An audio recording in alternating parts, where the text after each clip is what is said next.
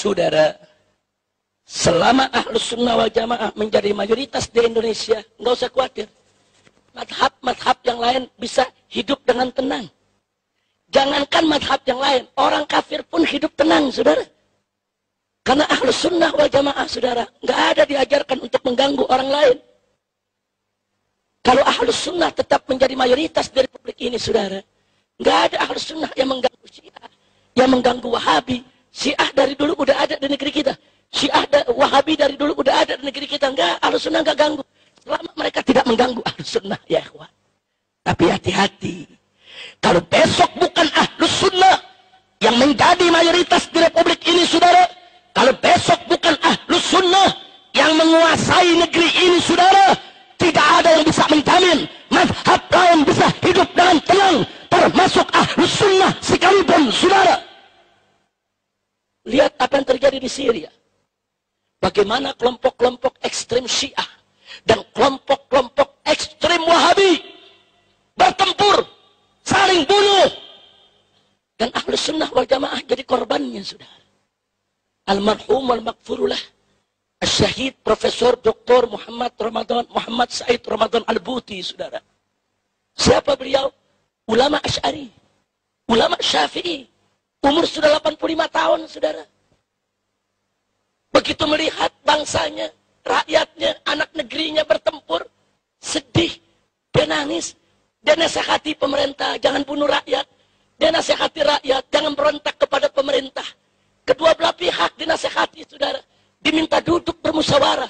Sebagaimana adat istiadat daripada Ahlus Sunnah wal Jamaah yang selalu menjunjung tinggi musyawarah. Tapi apa yang terjadi, saudara? Menjadi korban fitnah. Yang kelompok Syiah menuduh dia anti Syiah. Yang kelompok Wahabi menuduh dia bela Syiah, saudara. Akhirnya dibom majelisnya, dibunuh. Saat sedang mengajar tafsir Al-Quran. Biadab. Coba lihat, saudara. Makanya tadi saya katakan, kalau besok bukan Ahlus Sunnah lagi yang jadi mayoritas di negeri ini, siapa yang jamin? Siapa yang jamin Anda tidak ditindas, saudara? Sekarang aja belum berkuasa udah berani mengkafir-kafirkan kita. Sekarang belum berkuasa udah berani bicara di TV di atas mimbar. Kita disesat-sesatkan, dikafir-kafirkan. Belum berkuasa saja sudah seenaknya menghina-hina kita. Apalagi berkuasa, saudara. Nah, saya bicara begini, bukan saya memprovokasi Anda untuk memerangi Syiah atau memerangi Wahabi, bukan.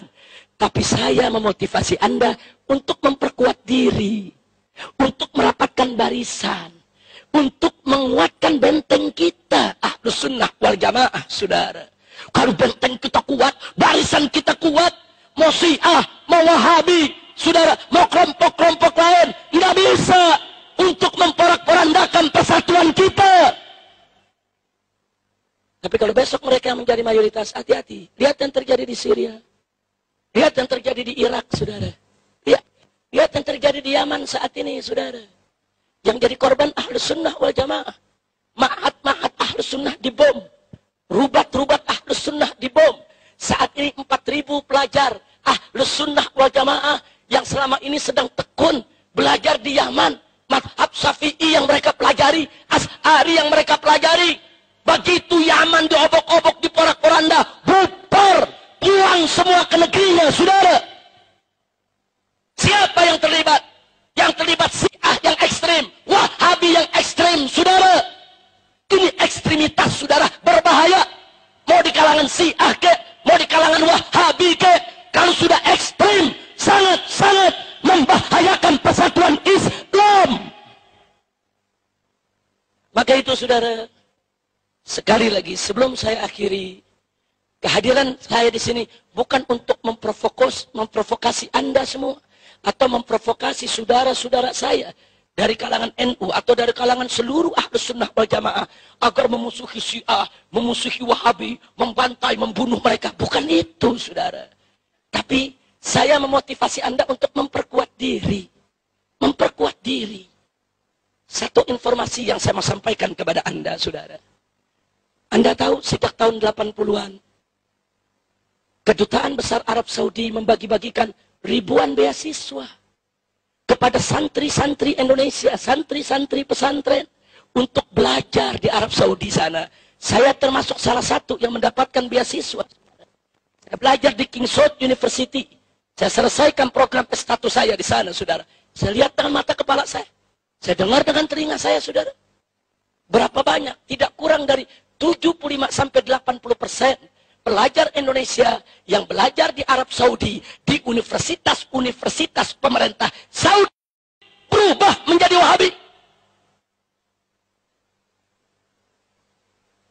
Kalau sekedar berubah menjadi Wahabi, saya masih nggak kaget, saya masih nggak khawatir.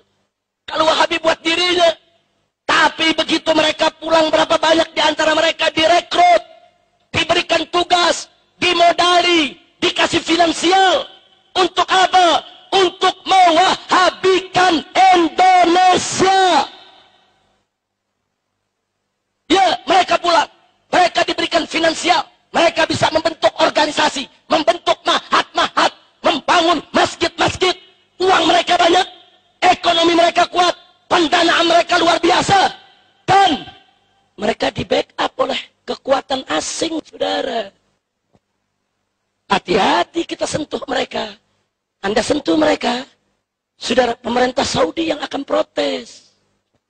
Ini urusan internasional, saudara. Dan pada tahun yang sama, setelah revolusi terjadi di Iran, Iran pun melalui kedutaan besarnya membagi-bagikan ribuan beasiswa kepada santri-santri pesantren di Indonesia, saudara. Ya, kita bersyukur, kita berterima kasih kepada Saudi, kepada Iran yang telah memberikan kesempatan kepada santri kita untuk belajar di jenjang pendidikan yang lebih tinggi. Tapi kita prihatin, manakala yang di Saudi diwahabikan, yang di Iran disiahkan. 99% pelajar Indonesia yang belajar di Iran jadi Syiah, saudara.